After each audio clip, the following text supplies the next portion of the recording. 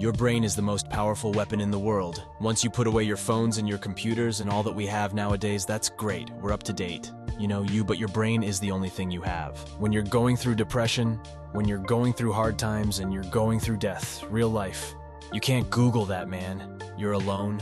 You're alone. You may have a shrink you're going to. You may have a best friend you're going to, but there's 24 hours in a day where you're alone in this brain, and your brain is talking to you in all kind of ways. And it wants to control you and pull you in these different pockets. If you can't control your own brain and your brain controls you, you gotta tell your brain where you wanna go and how you wanna go and how you wanna get there. You gotta control it. If not, it's over. What existed for me was, okay, man, how am I going to make this work? And all I knew back then was hard work, the only way anything gets accomplished. That's all I heard back in those days. You got to work hard. You gotta work hard. I'm not getting I can't get this paragraph. I can't remember this paragraph, to pass this test, to get in the military, read again, still not getting it, read again. But if you're not getting it, write it out. And that's how I started learning, okay, well, I gotta write out everything I do, and then write it out again, and write out again, and guess what happened? I got it, I can't swim, I'm negative buoyant. Go back again, I can't swim, go back again, go back again, go back again, I got it. I realize if I keep going back and going back and going back until this just becomes your mind, we'll say, okay, we're going to figure it out because he is not going to stop. It's not like I'm going to try one more time. No, it's just like alarm clock goes off. Boop. We're going back. I can't read right. We're going back. I gave myself no way out, and my mind realized that. They said, okay, we're going to adapt and overcome. Now, a lot of people say trying hard. Your mind knows, man. It knows. This guy's bull me, man. This guy's lying. There's no truth behind it. When I was in Navy SEAL training, people go, how were you there for 18 months? The program was only 6 months long. You were in 3 hell weeks in 1 year. No one's ever done that. How did you do that? I talked about the new norm when I lived in a 7-a-month place when I was growing up. For a short period of time, I loved it. I know any different. That was my norm. Once we moved out of that place, we moved to a $236 a month place. I was like, I never want to go back to that little piece of, but if you go back to that $7 a month place and you realize this is where I live, this is all I got, your mind says, Roger that. This is home. So when I was going through Navy SEAL training for 18 months and going back through all the hard parts over and over again, I told myself after the first time I knew it was going to be a long journey there. My body was breaking down.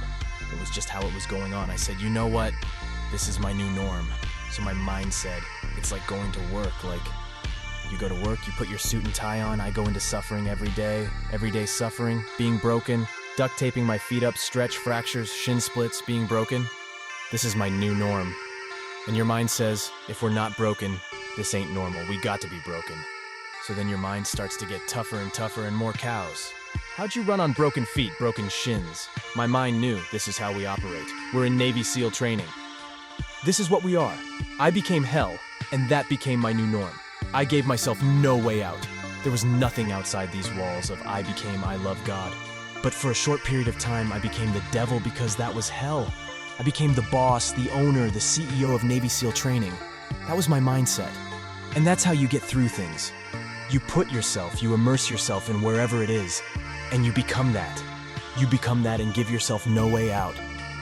When I was 297 pounds and I was fat as hell, trying to be a Navy SEAL, the scariest thing in the world to me, even to this day, was that could have been the rest of my life. I thought then I was trying hard. That's the scariest thing in the world, I thought then. 297 pound, working for Ecolab, spraying for cockroaches, making $1,000 a month. I thought that was me at my 100% potential.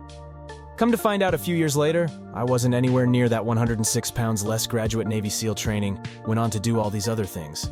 Looking back on that was me trying hard. That's why people got to understand what is in us. We have no idea until we start trying hard. And I mean really trying hard, where you're obsessed with, hey, this is my new norm. My new norm is that, wow, this isn't always fun. It's not always meant to be fun. And that's when you know you're trying hard. People hear my story and think, this guy is sadistic. I realized how the brain works. I figured out how the brain works. I'm a scared kid, and that's what gives me so much power. I had no foundation, and I built this off of just research in the mind. The feeling you get is basically invincibility. You realize that you can't do it all the time when you need to do it. I know I can go to a place that I can live in. And when you know that you can run on broken legs and you can do certain things that a lot of people can do, but they're not willing to do this power, this sympathetic nervous system of fight or flight. and you're fighting. It gives you this charge of energy of when you're sitting there at 334 o'clock in the morning and you're duct taping your feet up because they're broken, and you're doing it by yourself, and you're going through arguably one of the hardest training in the world. And these guys, most of them are healthy, and you're going through it broken and you are at a disadvantage, but you're still there. You can feed into that and tap into that for a lot of power. But if you look at it, well, I'm broken, man. I'm not gonna make it. But if you look at it as, man, I'm broken and I'm still here and I'm fighting and I'm going to find a way to get through this because I have no other place to go, it gives you a lot of power. When things start to suck really, really bad, my brain and a lot of people's brain, they don't go to your dad beating you up. Your brain says, we gotta get thee out of here. This is miserable. So anger goes away a lot of times when you're suffering because your brain just says, we gotta run, we gotta go. So that anger is not popping up, saying, oh, I want to show them, I want to show those people. No, there has to be a much deeper. If I say deeper, it has to be down to mineral soil. It has to be down to that nice mineral soil where nothing can burn. You can't burn dirt, so it has to be down that low. That literally is something in you that's at the core of your soul, but you don't find it unless you spend a lot of time with what you want to be in life. I can't give that to you. You can't give it to somebody when you find your true passion in life. And my passion for me wasn't like, oh, I want to be Navy SEALs, Army, I want to serve my country I cared about. I want to be someone that I'm proud of. I want to look at myself in the mirror because I was so disappointed. That accountability mirror I talk about. I was so disappointed in what I saw every day. I wanted everybody to love David Goggins, and a lot of people did. I didn't love myself, but I knew a lot of us want to find peace first. Some people say, man, you always talk about this suffering and pain. I'm at peace right now because I went through that. You don't find peace first. If you do, Merry Christmas. More power to you. More power to you. I found peace on the opposite end of finding myself.